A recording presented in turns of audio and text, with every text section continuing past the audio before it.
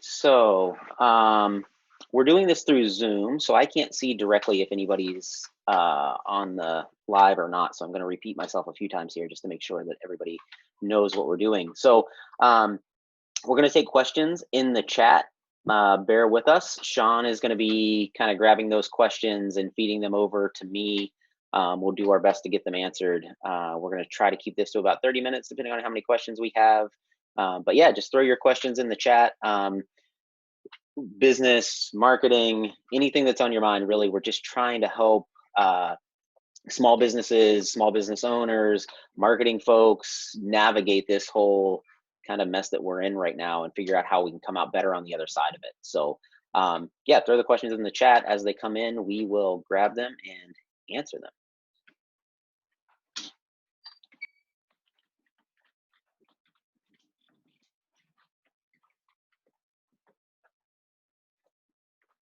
I feel like we need some background music or something next time, Shawn, some like elevator music to lead in. What do you think? My problem is I feel like I should just always have someone walking behind me with a boombox, like perpetually playing music in my background. That's just Sure. like how bougie I am, so it's fine. Always have like Uh, hype man behind me, like he's coming in. Shawn's in the everybody, house. everybody needs a good hype man, right? Everybody needs a good hype man. It's fine. It's fine. It's not healthy, but it's fine. All right. So Shawn, do you have Facebook Live up? Are you able to see if we have anybody joining us? Yeah, yeah. Andy Kurt wants to know if we will field relationship questions. And for you, Andy, we will field anything. As my single self, let me tell you what, I'm an expert on relationships. Oh no! First question is define the word bougie. No, oh, that's all you, Shawn. That Yeah, is that is just one like that I cannot define. observe my life for like 10 minutes, and you'll know what bougie is. It's fine. It's where you think you're kind of better than everyone else, and you want your life to reflect that. It's fine. Fine. It's fine. It's fine. All right. So again, guys, if anybody's out there and wants to throw a question to us, what we're going to do is we're going to field them in the chat. So throw the questions in the chat. Shawn will grab them. He will send them over to me, and we will do our best to give our opinion. So, so we'll give people a few more minutes here to jump on. It's just now 9 o'clock. We'll get started just a few minutes after.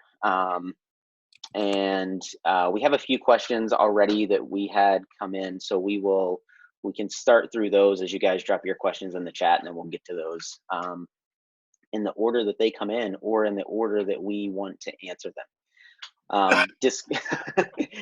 Disclaimer, really what we're trying to do here is we're just giving you our opinion, our insight.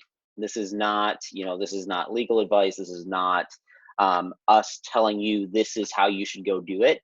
We're just going to try to answer these questions in the context of how Ghost Creative, how Josh and Shawn and Cora are thinking about these types of situations. We're dealing with them with our customers. We're dealing with them internally. So we have a little bit of insight into the business side, the marketing side. And again, we're just going to try to answer them in the way that we would personally handle it, whether it was working with a client or whether it was doing it for ourselves. And the intention is really just to have a forum for people that are dealing with this in business to get together and ask questions and have discussions about how to handle some of these things. So hopefully we'll be able to provide some insight again, and just how we're doing it. So a little bit of background about Ghost Creative. So Ghost Creative is myself and Shawn and Cora, my wife, who a lot of you probably know. And what we focus on is end-to-end marketing. And we really define end-to-end marketing as everything you do that touches the outside world.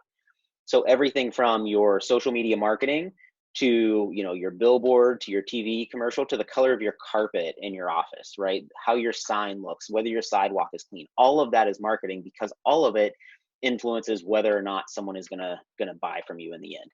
So we really focus on end-to-end marketing and really try to dig in with companies and help them figure out how to get their end-to-end marketing on par. So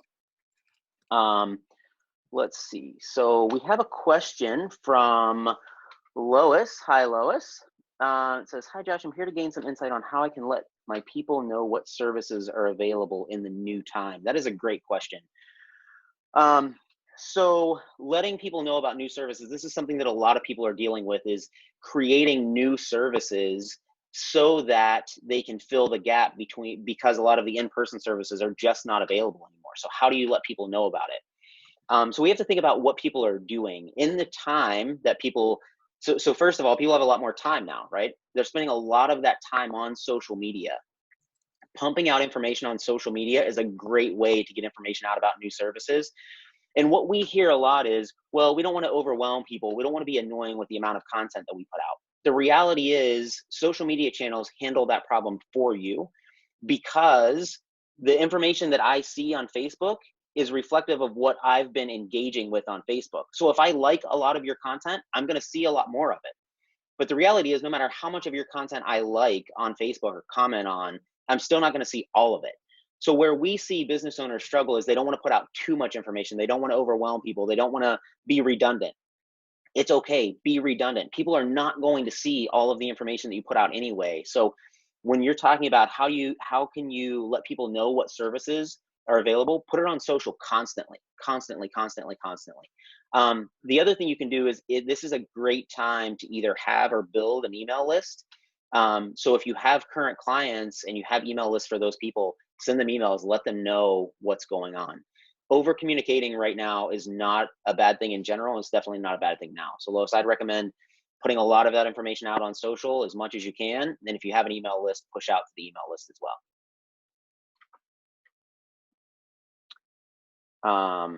And if there are follow-up questions, Lois, if you have a follow-up question to that, feel free to post it in the chat, and Shawn can grab that as well.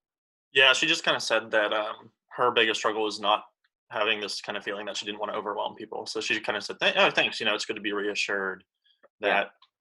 keep communicating." I think people lose sight of how quickly we forget things, especially on social, is when you have a feed that you can just kind of scroll through. When you're when you're in the business, you're constantly thinking about it. But someone who's just kind of seeing you as part of a scroll only kind of thinks about you in little bits. And so you can't, it's really hard to overwhelm someone on social. So yeah, go for it. Go big for sure. Yeah.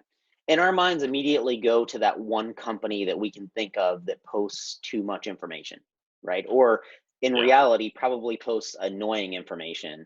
And that's not the norm. So don't let your mind go to that one company that annoys you online.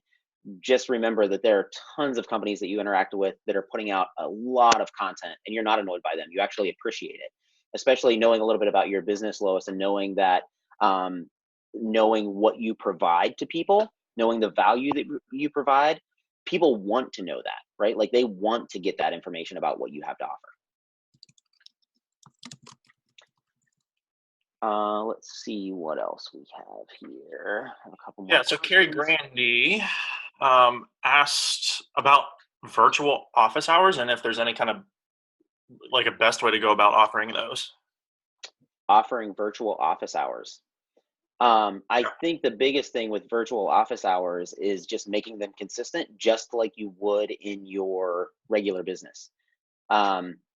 There's a reason that there's a lot of businesses that are open 9 to 5, Monday through Friday, right? And a lot of the reason is consistency.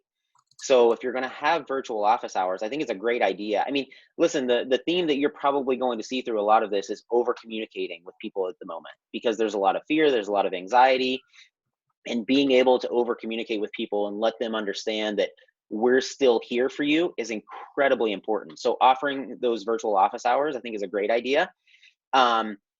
Also making them consistent, I think, is the key. Because if you offer them, Monday from 9 a.m. to 2 p.m. and then Tuesday from 3 to 5, and then next Monday the hours are different, it's going to be really confusing, and it's not really going to have the effect that I think you want it to have. Let's see. Andy Kerr says, I have heard that I need to focus my attention on one platform. Is that good advice? Okay, this is a question that comes up a lot. The reality is, if you could have the time to focus on 6 different platforms, do it. We're yet to interact with a business that is creating enough content. And I'm just going to be honest and say that's my business as well. Even us doing this for a living, we still don't create enough content. And what ends up happening is when you're not creating enough content anyway, and then you dilute that content by spreading it out across 6 channels, then we are back to the problem that we talked about with Lois. The perceived problem is that you're going to overwhelm people with too much information. It gets so diluted that nobody ever sees your stuff. So Andy, to answer your question, I would say focus on one platform, because there are enough of your customers, regardless of what any of you are doing, on a single platform, that you don't need to be on Facebook and Instagram and Twitter and LinkedIn and all those places. Figure out where the majority of your customers are spending their time and go to that platform and create as much content as you can for it. So simple answer, yes, one platform is better until you've completely saturated that platform, and then you can move on to another one. But one platform is always better. Go deep on one platform as opposed to shallow on 6 platforms. All right, a couple more questions here. So Barb Weber said, most companies with retail fronts were caught off guard without an e-commerce channel. What would you advise as to how to sell quickly, where and how? So this is a big problem, right? We're seeing a lot of storefronts scramble to try to create some sort of alternative offering because they're legally not allowed to offer the service that they offered prior to. The good news is you can literally, with if you can sell a product online, like you're selling candles or something like that can be shipped, you can create a Shopify store in a couple of hours, cost you about $29 to get started, and you could launch this afternoon. And I know that's easy for me to say because, again, I run a marketing company, so it's easy for me to say you can just go do that. I promise you it's that easy. If you don't believe me, contact us afterwards and I will help you get it set up, okay? Shopify.com, you can go there, there's templates, you can add pictures of your product. You can literally have your store online launched this afternoon for $29. A lot of businesses should have been doing this 5 years ago. And now it's on one side of the coin, obviously it's an issue, it's a problem, but also this is an opportunity to take your products online the way that you should have 5 years ago. Now you're kind of being forced to, and the good news is when things get back to normal, whatever normal looks like 6 months from now, you can still keep that e-commerce portion of your business. So this is an opportunity to actually grow your business 6 months from now if you really take advantage of the opportunity here and get it online. It is not nearly as complicated as what you're thinking. There's no coding involved. It's all point and click, all drag and drop. The store doesn't have to be perfect. It just has to be launched. So that Shopify is a great platform to get an e-commerce business online right away.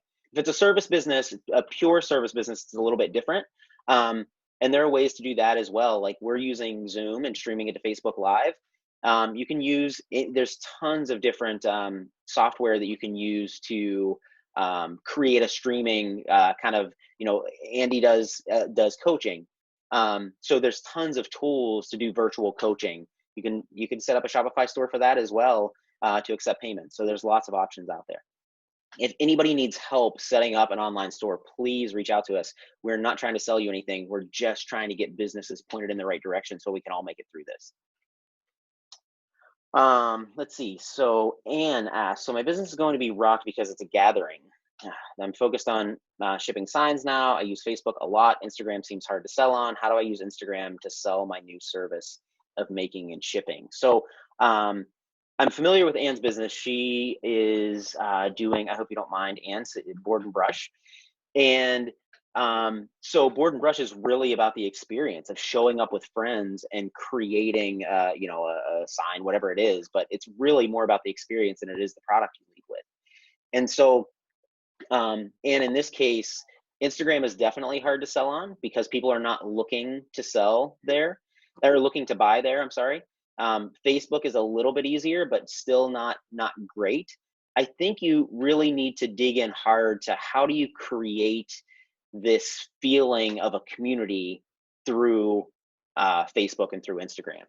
So maybe doing something like setting up a Facebook group where you guys can get in there and you can do, you can kind of build this community and ask questions and ask people to share their pictures of the signs that they're buying. But this is a time where we're gonna find out how strong our individual communities are. I've been saying for a long time that small business used to be about proximity, right? Like if I needed a pair of shoes, then I went to the cobbler that was in my town because he was the only one that could make shoes, right? And I didn't have a car to travel.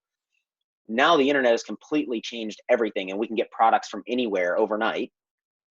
But the companies that will win are companies that are building community. So if you've already built community, you'll know it because they'll show up and support you. If you haven't, that's okay. Now is the time to do it. We can still build these communities through Facebook. Private Facebook groups are great. Open Facebook groups are almost as good. Instagram's a little bit harder to build communities on, but I would say, and really dig into to figure out how you can build an experience and build a community through Facebook, maybe a Facebook group, as opposed to just selling a product. Because people right now, more than ever, they want to be connected as well.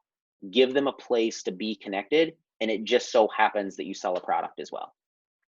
I think there's a really interesting opportunity here that, we're in this kind of time where people are definitely craving community. So make it easy for people who are already kind of brand loyal to you to expand that community and kind of leverage that. So for example, what does it look like to send like 2 signs or maybe even like a kit or something to one person and say, hey, here's a couple kits for you to build at home. Invite someone else that that would enjoy this to do this with you, and kind of post your kind of final product to the page or whatever, because then the person who's already kind of following you is bringing someone else along for that ride as well, and it kind of starts to expand that community. I think there's really interesting ways for companies right now to make it easy for the kind of the following that you already have to expand that following, because they're so desperate to bring people into kind of a community right now. Yeah, and I know some people have run into issues with these kits because there might be legal issues and things like that. And I think think of ways that you can maybe not even provide the whole kit, but provide instructions on people to do it, right? So like if I want to go make one of these signs, maybe providing paint is problematic. We have paint at our house, right? So I don't necessarily need the paint, but I need the instructions. I don't know how to do this. And that way you can still kind of provide a forum for them to invite friends over and bring your own paint party and online and paint together online, things like that. The other thing is, and for you is showing people how you're creating these signs, because I know right now you're selling the completed signs, I believe is what you're doing. Videos of you doing it, right? Like I want to get the sign, but I also want to see you creating the sign. That's part of building that community, is being able to do that.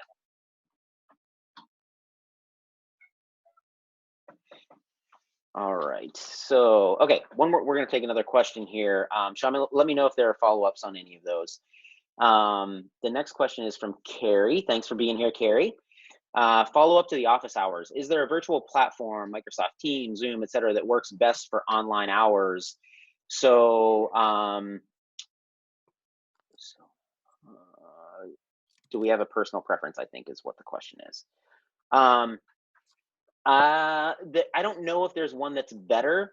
The one that's best is the one that you're going to use. We have a professional Zoom membership. It costs us, I think it's like $16 a month. And what that allows you to do is run a 24-hour meeting. And what can happen is so we could publish a link. We could start the meeting and run it from 8 a.m. to 2 p.m. And we can publish the link. And then when somebody wants to join the meeting, they click on that link and we get a request and says, Carrie wants to join your meeting. Do you want to let her in? And you say yes. So it's a good way that you can have a kind of an open meeting. You can turn your video off while you're waiting, turn your sound off while you're waiting, and just go about your day. But then when people want to pop in, they can, and you get a request saying, hey, this person wants to join your meeting. So I'm a little bit partial to Zoom. They've had some bad press, so do with that what you will. But we are using Zoom, and we've had really good luck with it. So Zoom is if I had to pick one at the moment, I would pick Zoom. All right. Okay. Sorry, I'm getting input on questions here. Barb has another question. Okay. Is it a follow-up? There's a follow-up to Ann's. I was gonna answer. Did I miss Barb's? Let me do Ann's and let me come back to Barb's. Is that okay? So follow up to Ann. Oh, this is from Barb. I have to be able to. All right, guys, I'm still working on reading. This is first time. Thank you for your patience. Okay, so follow up to Ann's question from Barb.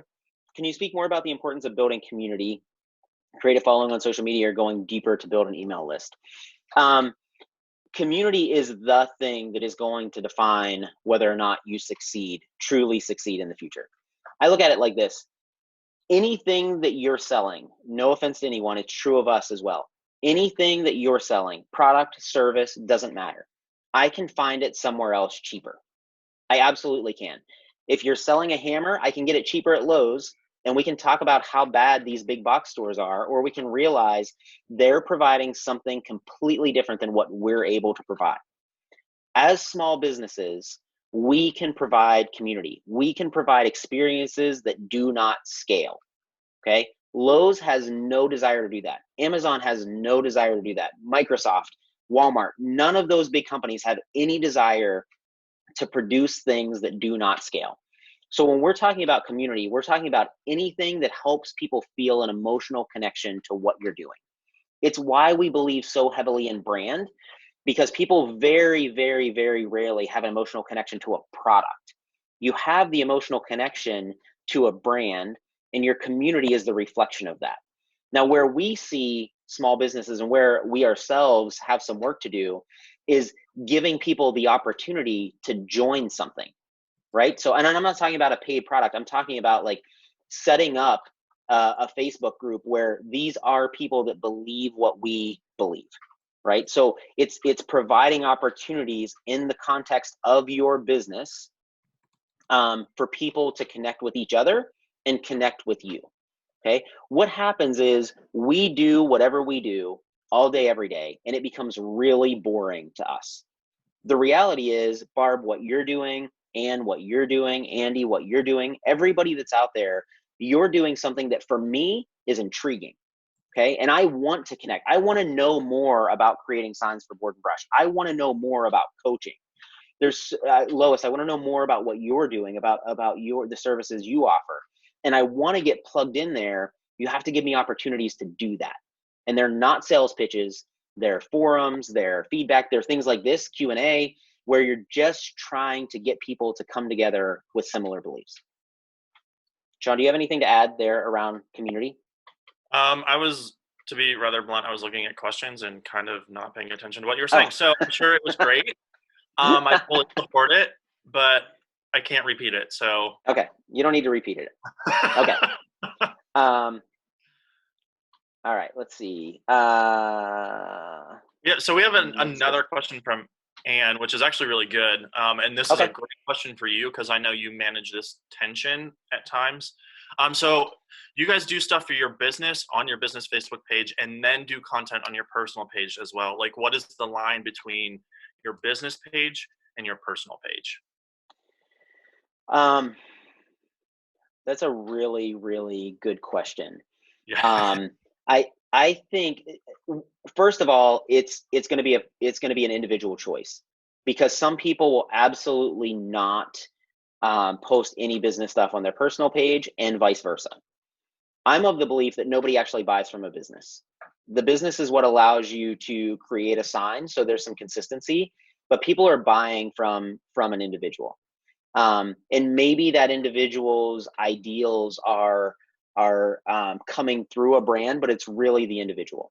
So in terms of online content, and I'll just be completely open here, I have been afraid to post business content on my personal Facebook page because I know that a lot of my friends are not interested at all in what I'm doing.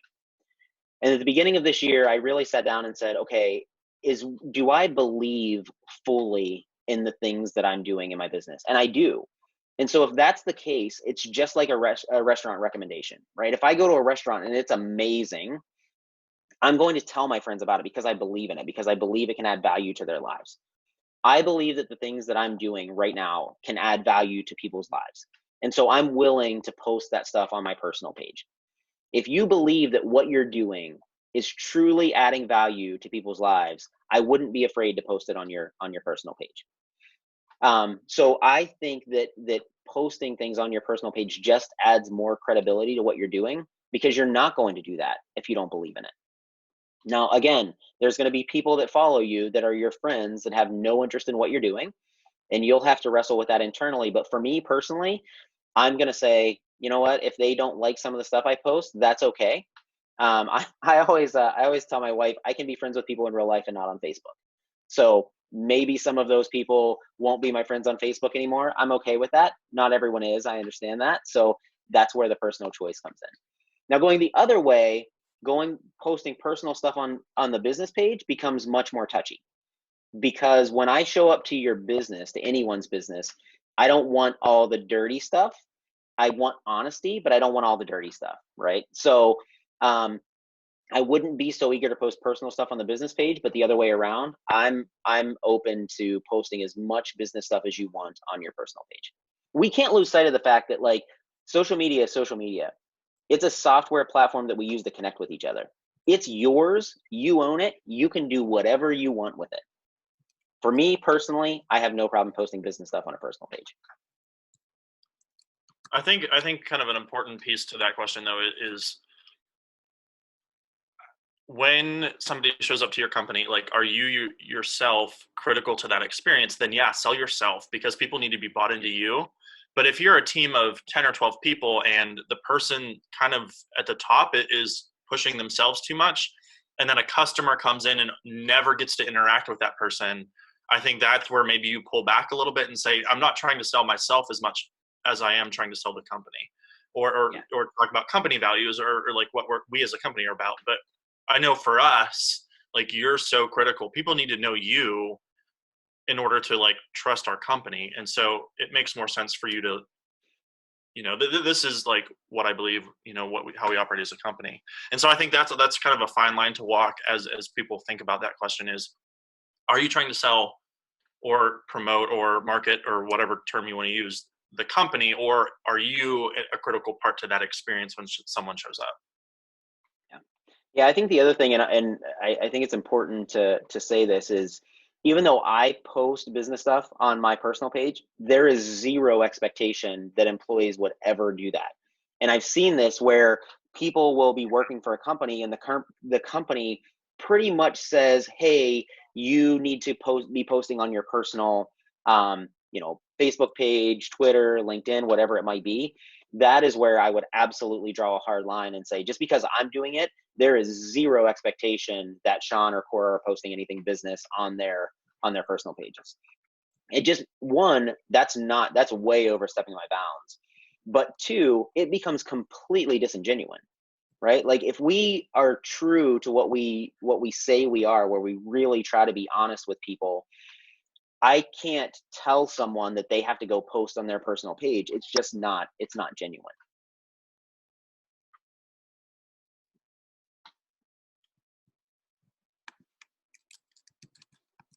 All right, let's see what else we have. Okay. Jake asked, any suggestions for restaurants affected by the takeout only order? Best way to market, how to get people to leave their house to come to your product? That is a fantastic question, Jake. This is a really, really difficult one, because, just our family has been trying to figure out, is it safe to go to a restaurant and do takeout, right? Is that a good decision for me to make for my family? And so I think some of what restaurants need to be doing is helping people feel better about that. Helping me understand, as the father of 4 kids, is it safe for me to go to a restaurant and pick food up and eat it? Right? That's where people are stuck right now. It's not that they don't want your food. It's not that they don't want to go to restaurants. It's that there's fear around doing that. Help us understand why it's okay, way before you tell me what you have to offer. Because if you tell me that it's okay, and you can say, yeah, this is why, this is the research behind it, this is what the scientific community is saying about it, then I'm going to say, sure, now tell me what I can buy from you, right? I think that's where I see restaurants missing the mark, is they're just saying, come buy from us. And there's a lot of people that are like, yeah, I'm not so sure we should be doing that yet. So that would be the first thing. And then second, again, the same advice as before, put out tons of information. put out tons of what you have available over and over and over and over again. I'm not going to get sick of it, I promise. Keep putting out more information, what you have to offer. The other thing is creating unique packages that you might not be able to pull off when you were running it in the store, but now that it's pickup, get creative, right? Get creative on how you can serve people well and come up with this is the time to try ideas, right? This is the time to try it. So come up with something new, come up with some new idea, but let us know why it's safe to buy from you.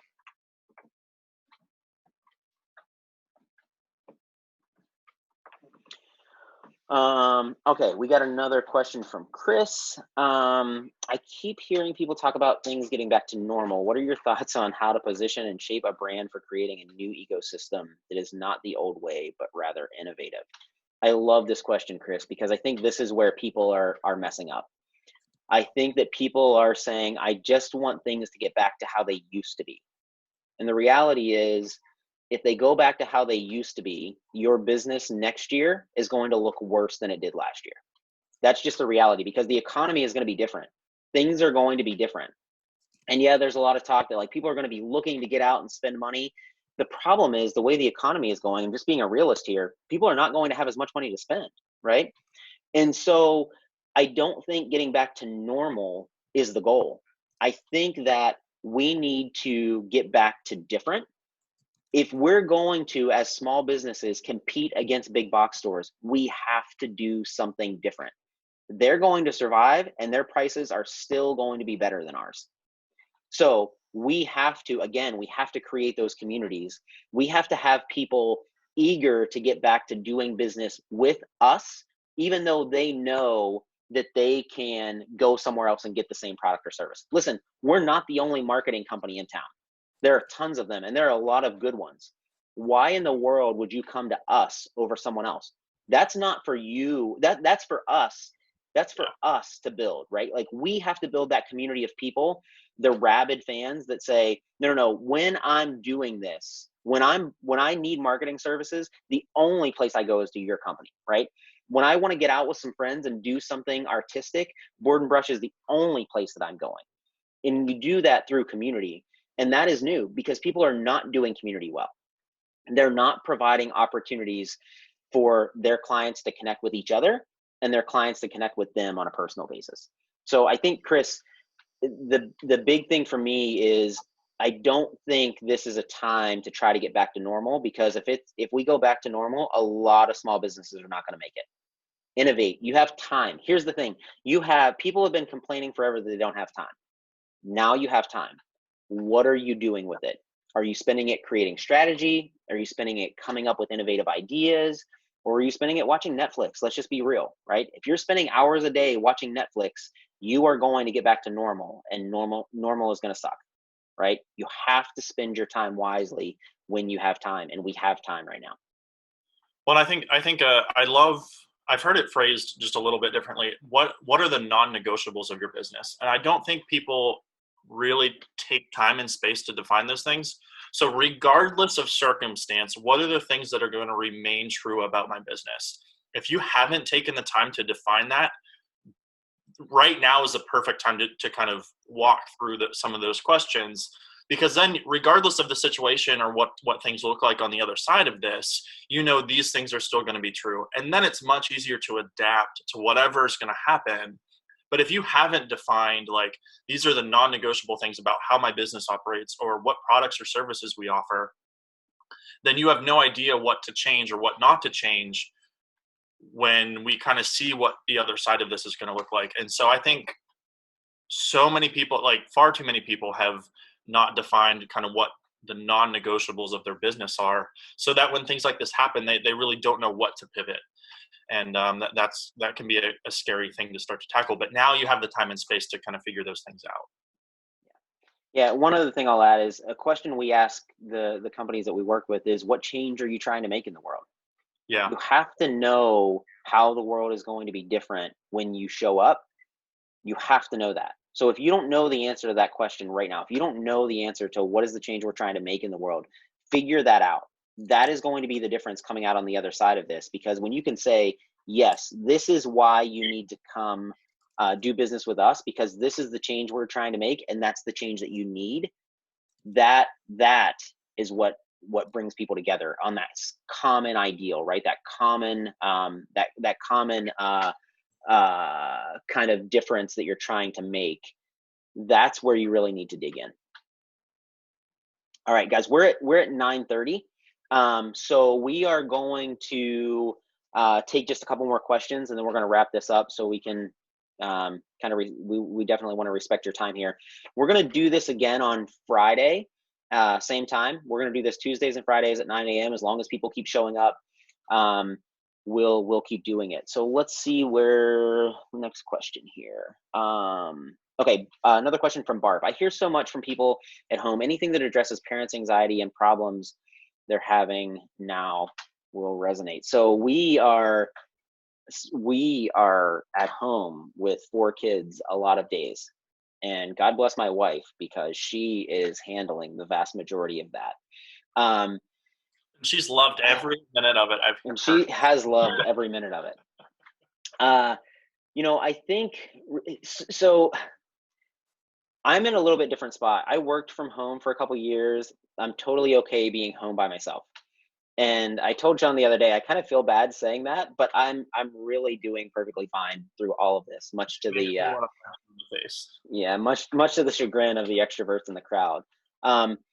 So the way I handle things like this is I really just look at, one of the things I tell my kids all the time is control what you can control, right? Control what you can control. We spend so much time and energy focusing on the things that we cannot control, and we lose sight of the things we can control. Okay, so one of the exercises that I'm going through is writing down, what are the objectives that I have for myself and my family? And right now, again, we have time. Control what we can control. How can we start working towards building those relationships stronger? The reality is most people don't spend a lot of time thinking and working on relationships. It comes easier to some people than it does to others. But to me, the things that we need to do is really, really, really focus hard on relationship and communication. For our family, we over communicate everything. And so we really, really, really try to over communicate with our kids. We try to make sure that they're doing okay. We're trying to figure out ways that we can have more fun experiences as a family. We're also a little more lax on the rules, because now is a time where we have a lot of time, and our kids need to fill a lot of time. So, I'll be honest, our kids are playing more video games than they've ever played, but they're sitting inside on rainy days all day long. They have to do something to pass the time. So the other thing is I think people need to be less critical of themselves. We're all trying to figure this out. And so sitting home and beating yourself up over how you handled a conversation, or, your struggles in going through this, we need to be a little easier on ourselves and just say, it is what it is. We're going to figure something out tomorrow. But we can't sit around and beat ourselves up when all of us are trying to navigate this. And it's all new for us.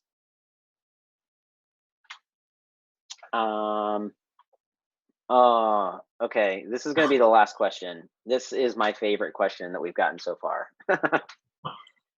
Jake wants to know, is Shawn going to be doing more TikToks?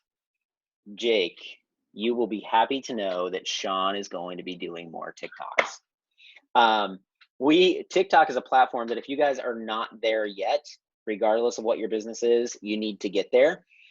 First and foremost, to see Shawn. TikTok is a platform, just so you guys know, this is how every social media platform evolves. It starts with kids, and then older people get on it, and then really old people get on it, and then the kids hate it because their parents are on it, and they go create another platform. This is how every single this is how MySpace was, Facebook, Instagram, LinkedIn is maybe the only exception to this. Twitter was like this. TikTok is the most recent. And everybody's going to say, oh yeah, I'm not going on TikTok because it's a bunch of kids and they're doing dances and they're doing dumb stuff. Yes. And you're on Facebook, and guess what was on Facebook several years ago? A bunch of young kids posting dumb stuff. Okay. And now it is the premier advertising platform in the universe. So check out TikTok. Shawn will be there. But really, for all of your businesses, looking into TikTok it's an emerging platform. And now it's still in land grab mode. You can go and you can get some followers just by posting content. Doesn't even really matter what it is, just posting content. So Jake, thank you for the question. Shawn, we will let you know directly when Shawn is posting more TikToks. What we all know to be true is that I have no problem being dumb. So it's definitely the most appropriate place for me to be. I didn't say that. I'm self-aware. It's fine. All right, guys. In the essence of time, we're gonna wrap this up. Sincerely, thank you all for the questions. I truly, truly, truly appreciate it. We're just, again, trying to constantly figure out, as we're navigating this, how can we help other businesses in the area do the same? We're passionate about small business, and I hope you guys found this useful. Again, we're going to do this Friday, Tuesdays and Fridays at 9 a.m. on Facebook Live.